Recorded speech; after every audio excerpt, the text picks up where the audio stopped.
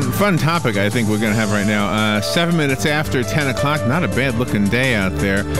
You and I, Robin, went to the winery down in, where is that? Yep, Lake Ridge Winery. Lake Ridge Winery. Yep. What is that city? Claremont? Claremont. Claremont. And it was my first time ever having to go into a place like this, and they had this wine tasting, and I was noticing a lot of women. It was some pretty women there, too, as a matter of fact. Yeah. I do notice that kind of stuff. But I remember saying to you, wine must be for women like beer is for men. You know? Yes. I just thought if it was a beer tasting event, it'd probably mostly men. And at this wine tasting event, it was mostly women. But my notes here say, hold on. It says, hold the wine. Today's women want whiskey. Listen to this. As of November, just a couple months ago, whiskey sales were near $4 billion. In contrast to $3.5 billion in 2013, that according to Nielsen. I guess they check everybody up, huh? I guess so. While many may picture the typical whiskey and bourbon drinker as an older male with a love for Harley motorcycles and fine cigars, which you're a motorcycle chick, so you like fine motorcycles. I've had my share of cigars. I don't do them anymore. But anyway, research from Beam Suntory, who I must do this kind of thing, indicates that women account for 37% of today's whiskey sales. Really? Let's find out about this. Melissa Heim is on the phone. She's a master distiller at the Eastside Distilling in Portland, Oregon. Wow, she must have got up early to be with us today. Yeah. She is the first female distiller west of the Mississippi. I don't know who the one is east of the Mississippi. She's the youngest master distiller in the United States and the president of the Clear Boots Society. Wow, you sound like a fun lady, Melissa. Hold the wine. Today's women want whiskey. Good morning, Melissa Heim. How are you? Good morning. I'm great. You sound fun. Yes. You got up early for us, didn't you? Or did we wake you? Did we wake you? I was sort of ready. Sort of ready. That means we woke you. No? Are you in Are you in Portland right now? I am in Portland, yes. Is the sun up yet? The sun is not quite up. No, it's not up yet.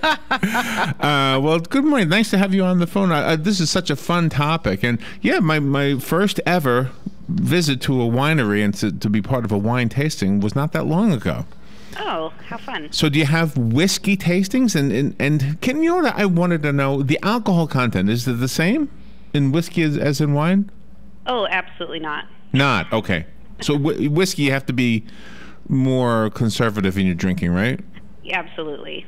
Oh, wine okay. is quite a bit weaker than whiskey. So how did this happen for you? I mean, did you just like take a shot and say, "Whoa, I love that"?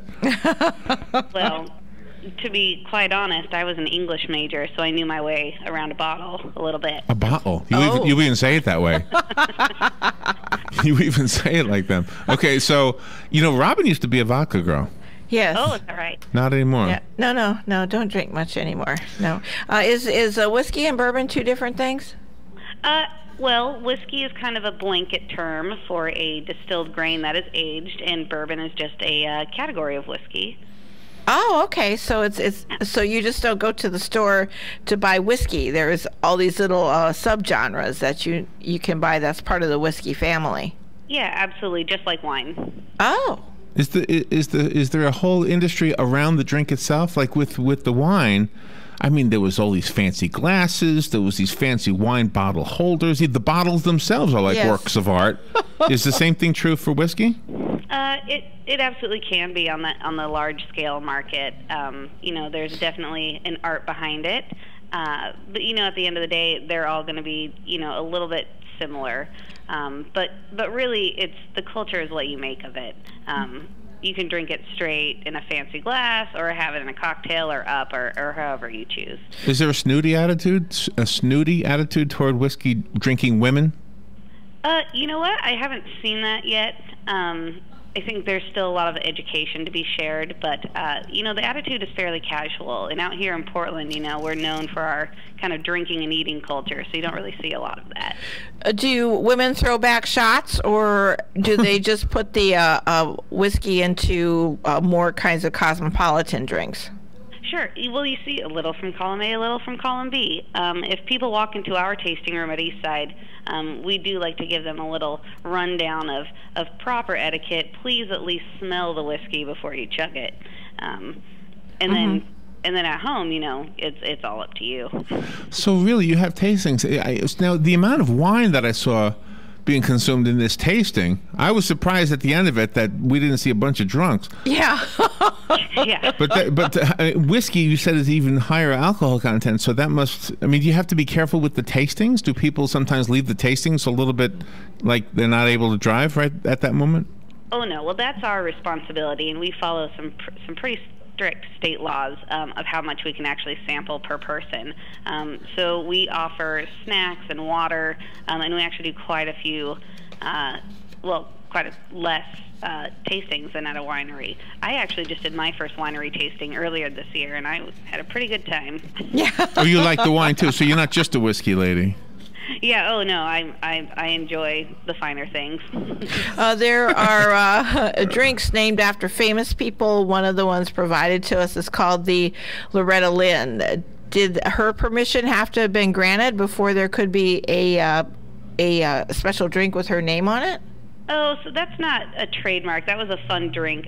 We have a pretty crafty mixologist on staff here, and you know, she knows her stuff, and that was a cute in-house name for a cocktail she had made up. Oh, nice. Yeah, and she has quite a few, actually. So that's just an in-house. If we have guests come into the tasting room, we offer, you know, suggestions for cocktails and have fun names, and they're pretty inventive. Now, I'm in the dark with this next question, and although obviously I didn't think it up, it's provided to me, so I have to ask it, but... Well, I don't have to. No. But I don't know how to ask it. I wouldn't have known to ask this question. I never heard of flavored liquor, and I wouldn't have known that there was maybe an issue with this. Do you know what this is, Robin? Flavored liquor? No. Okay, so you're on the same page as me. Yes, I don't know. So what is flavored liquor? And it says here, why do purists? What do you say to purists who don't like flavored liquor? I guess I've got to find out what it is first. Yeah, me too. Oh, yeah, absolutely. Flavored liquor, and I'm sure you've seen it on the market. There's, you know, you said you drank vodka. Well, vodka is very high octane, and the base flavor is just alcohol. So you kind of have a flavored, many different types of flavored vodka, yes. So a purist would say, why don't you just consume the distillate as it is, right off the still? It's clear, it's kind of funky, you know, it has all these great flavors.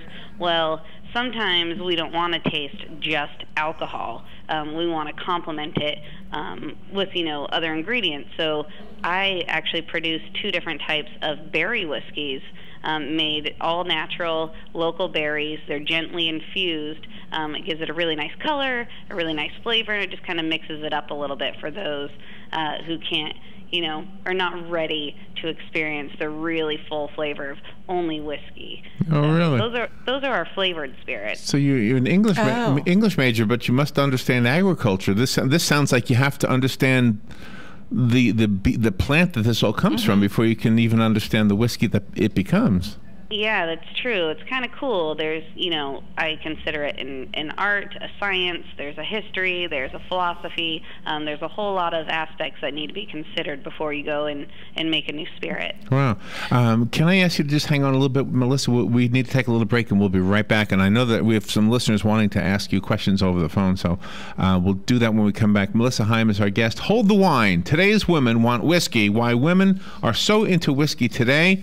And we'll find out. There's no whiskey to give away, by the way. I don't have. Oh no, we didn't get it. Well, I think somebody said they were sending us some, right? Yeah. Didn't Rich say it? He could have been. He could have been kidding. He said they were sending us. We'll take a little break. We'll be right back.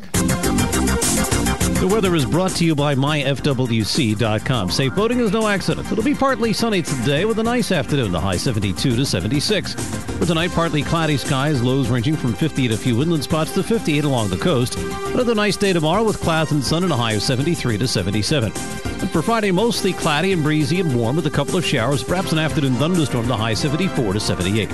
From the Florida Weather Center, I'm meteorologist Joe Lundberg.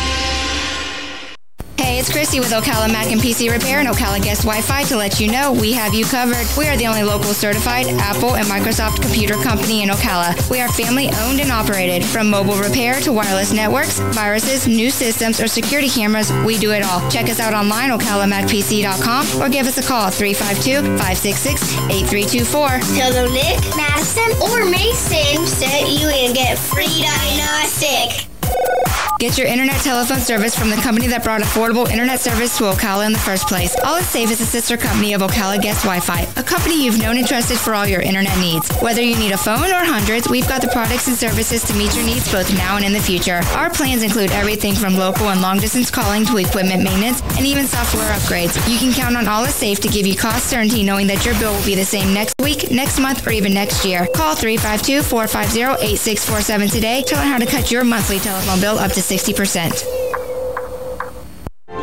Hi, my name is Dr. Erica Olstein with A Better You Healthcare Acupuncture and Eastern Medicine. As primary care physicians, we use acupuncture to treat back pain, arthritis, migraines, allergies, high blood pressure, thyroid disorders, hormone imbalances, stress, and more using all natural medical therapies. We treat the source of your problems, not just your symptoms. For more information, go to abetteryouhealthcare.com or call today to set up your appointment. 352-615-5566. Hi, Danny Warfel here. Get moving with Florida Credit Union's fast and easy loan approval process. Let Florida Credit Union start up a new car loan for you today. No more waiting, hassles, or stop signs. You can even apply online. With a strong financial team behind you, you can enjoy great rates and fast approvals. It's all about personalized service and a streamlined process. Florida Credit Union, connecting your money to your life. 19 minutes after 10 o'clock. Thank you for tuning in this Wednesday morning. Melissa Heim is on the phone in Portland, Oregon. Got up early to be with us this morning. She's a master distiller at the Eastside Distilling in Portland and the youngest master distiller in the U.S. and the first female distiller west of the Mississippi. She must want to have the whole country. You would think there's I would somebody think so, here on yeah. this side that probably has that title. Exactly. They're battling. Melissa, I've kind of a fun little thing to tell you, and then it'll lead to a question. We do a game here on the radio show at just before noon, and I usually am the one who picks out. I'm always the one who picks out the question. So one day I decided I wanted to ask Robin and our boss, who comes in to play the games with us, the question. I would give them the recipes for certain mixed drinks, and then they had to guess the name of the drink. Like the Harvey Wallbanger. That's the only one I can remember, right? Screwdriver. So he was so good. Our boss, Joe, was so good at this. Yeah, he was great. And so for Christmas, Robin got him an electronic thing that told Recipe book. like a mixology thing for a drink recipe book. for the home bartender. Do you have some favorite recipes of your own with whiskey? Oh, sure. And I really rely on our resident bartender because, you know, admittedly, I am not a very clever, drinker. People ask me, "Oh, how do you drink your bourbon?" I say, "In a glass," and they laugh. But well, it's funny. I am not that clever. I really like it simple. You know, whiskey is such a complex spirit that, you know, you can really dress it up in a really easy way. I say the home bartender, you can make a great cocktail with bitters, vermouth, and some soda water. You can really do a lot. Does that have a name? There's an old-fashioned with bitters and vermouth. Yeah, Okay. Yeah, absolutely. It would be an old-fashioned. You can do a citrus twist on that if you would like. I really like the combination of ginger with my whiskey, and that's a really simple cocktail that you can get at any bar. Just a whiskey ginger, a little bit of rocks, and you can really enjoy it that way. So I am simple. I wouldn't call myself a purist, but I like to take it simply and not hide the spirit. And do you like wine is often served with food? Is whiskey served with food? It's not required. I like having a little snack when I drink my whiskey. Pretzel, something a little salty, a little briny. That sounds good to me. And that goes really sounds real good. That goes real nice. We have a lady in town that has her own spirits lounge, and she created a spirits lounge. Yeah, she created her own wine, and she went out to California and worked with some of the chemists out there to create her own brand. Do people come to you to create their own brand of whiskey and put their name on it? The laws behind creating a whiskey are a little more intense than wine. We follow numerous federal guidelines, so anything that we... Really? Oh, yes. Anything we consider creating goes through a really long vetting process, and that starts at a state level and moves all the way up to the federal level. So we really have to put a lot of consideration when we're making something new. We will do private labels if someone, has a large event and they want 600 bottles, we will put a special label on our own product just for them. But as far as creating, it's very time consuming and just not very feasible for a large distillery at this time. Melissa Heim is our guest, and Melissa, you're getting some phone calls, so let's take some of those calls. Good morning. Thank you for calling. You're on the air with Melissa. Yes. Good morning, Melissa. Good morning. What is the recommended shelf life of an open bottle of whiskey? Oh, that's a great question. Whiskey has a very long shelf life. It is a very high proof spirit. As long as it is sealed completely, if you have a cork in there or even a wine stopper, you'll actually get a couple years out of it. You really don't have to worry. Now, if there's air being introduced into the bottle, if you have a pour spout, or if it's been left open, you are going to experience some evaporation. But as long as it's sealed, you can put that in your cupboard and just forget about it until a special occasion. All right. Yes, and incidentally, most of the women in Milwaukee love beer with their whiskey. Too funny. Thank you. Is the whiskey ever served heated? Oh, no. No. So what are the popular flavors? Well, we're seeing a large increasing interest in American whiskey. And as I said earlier, whiskey is a very broad blanket term.